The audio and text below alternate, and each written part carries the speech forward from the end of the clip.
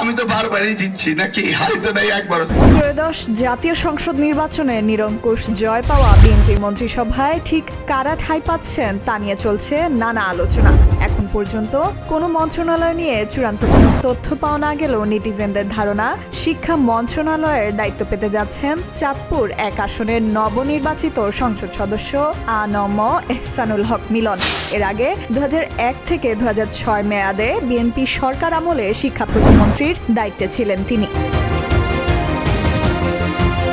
এর মধ্যেই সামাজিক যোগাযোগ মাধ্যম ফেসবুকে এহসানুল হক মিলন দায়িত্বে থাকাকালীন সময়ের নানা অভিজ্ঞতা শেয়ার করছেন তৎকালীন শিক্ষার্থীরা। ওই সময়ে শিক্ষাঙ্গনে কঠোর শৃঙ্খলা ও প্রশাসনিক তদারকির কথা বলছেন তারা। বিশেষ করে পাবলিক পরীক্ষায় নকল প্রতিরোধ, প্রশ্ন ফাঁস রোধে নজরদারি জোরদার এবং শিক্ষা প্রতিষ্ঠানে জবাবদিহিতা নিশ্চিত করায় তার প্রশংসা করছেন সাবেক শিক্ষার্থীরা। এছাড়া আলোচনায় রয়েছে শিক্ষার মনোনয়নে তার ভূমিকার কথাও। ফেসবুকের নেটিজেনরা বলছেন, চলমান শিক্ষা ব্যবস্থার সংস্কার ও মনোনয়ন কার্যক্রমকে গতিশীল করতে অভিজ্ঞ নেতৃত্ব প্রয়োজন।